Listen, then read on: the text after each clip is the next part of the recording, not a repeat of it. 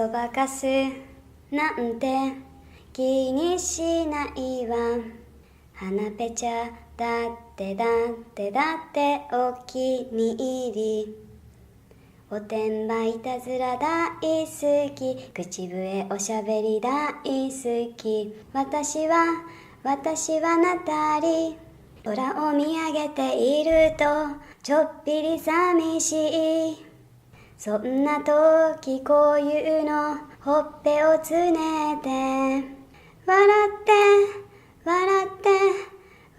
てナタリ。泣きべそなんてさよならね、悲劇のヒロイン。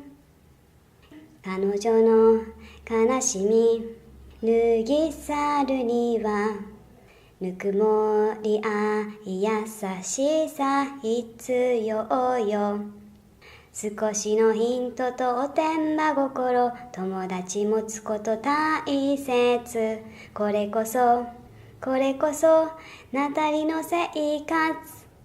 毎晩ベッドにて思いを巡らす。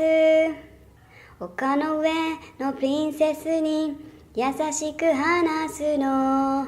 親切陽気いたずらナタリ。泣きべそなんてさよならね、アンドロジナス。